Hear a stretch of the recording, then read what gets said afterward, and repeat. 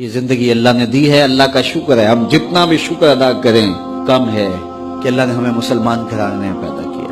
یہ اس کا شکر ہے. اللہ نے ہمیں اچھائیوں کی طرف راغب کیا. ہم میں سے کوئی ہی بد نصیب ہوگا جس کو نماز نصیب نہیں ہے. ہم میں سے زیادہ لوگ ہوں گے جن کو 5 گانا نماز نصیب ہے، سجدوں کی توفیق نصیب ہے. اب جو کمیاں کوتاہیاں دیگر زندگی میں ہیں ان کو دور کریں، اپنے رزق کو پاک کریں، رزق 100% پاک کرنے کی کوشش کریں. رزق اگر ناپاک ہے تو پھر باطن کبھی روشن نہیں ہو سکتا، باطن میں کبھی بھی اجالے نہیں ہو سکتے اگر رزق پاک. دعائیں قبول ہی نہیں ہو سکتی اگر رزق پاک نہیں ہے. رسول کریم صلی اللہ علیہ وآلہ وسلم نے ارشاد فرمایا، ایک شخص لمبا سفر کاٹ کے آتا ہے، کعبۃ اللہ کے سامنے کھڑا ہے اور یمد یدیہ، اور اپنے ہاتھ لمبے لمبے کر کے دعا مانگتا ہے. وَمَطْعَمُهُ حَرَامٌ وَمَشْرَبُهُ حَرَامٌ وَغُذِيَ بِالْحَرَامِ، اس کا کھانا حرام، اس کا پینا حرام. وَمَلْبَسُهُ حَرَامٌ، اس کا لباس حرام، اور اس کو غذا بھی حرام کی دی گئی. جو بدن پلا ہے وہ حرام کی غذاؤں سے پلا ہے. رسول کریم فرماتے ہیں بتاؤ اس کی دعا کیسے قبول ہوگی؟ قبولیت کے لیے شرط ہے کہ رزق پاک، رزق کی پاکیزگی کا خیال رکھیں. والدین کی رضا میں اللہ کی رضا رکھی گئی ہے. اگر والدین راضی نہیں ہیں تو پھر رب کی رضا نصیب نہیں ہوگی. ہاں، صرف والدین اگر اللہ کے حکموں کو توڑنے کا کہیں تو ان کی یہ بات نہیں مانی جائے گی، باقی امور میں ان کی بات تسلیم کی جائے گی. اور ان کی رضا میں اللہ کی رضا چھپی ہوئی ہے. اپنی نظر کی حفاظت کریں. نگاہوں کی پاکیزگی عبادتوں میں سرور کا باعث اور سبب ہے، اور نگاہوں کی غلاظت سے عبادت کا سرور چھن جاتا ہے.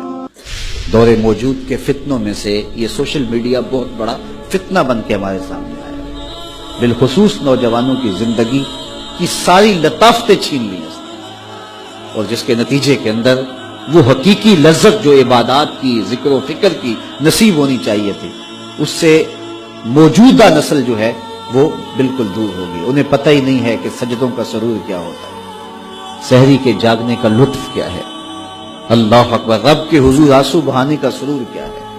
تو اپنی نظر کی پاکیزگی کا خیال اور لحاظ رکھیں. اس کا نتیجہ یقیناً عبادات کے اندر سرور کی صورت کے اندر برآمد ہوگا.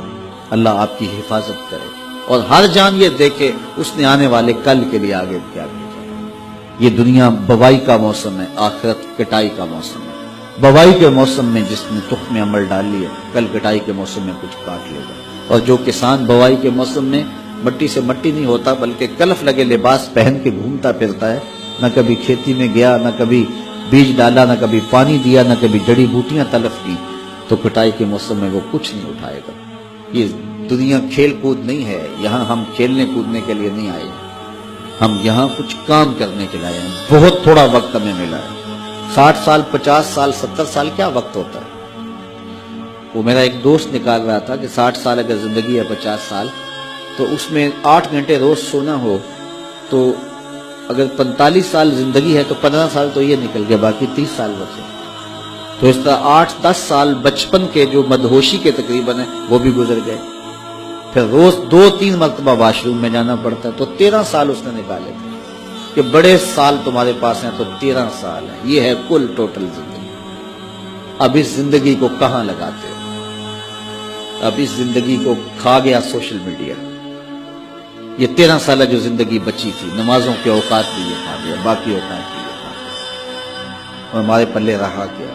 پھر جب جائیں گے کیا خالی ہاتھ جائیں گے؟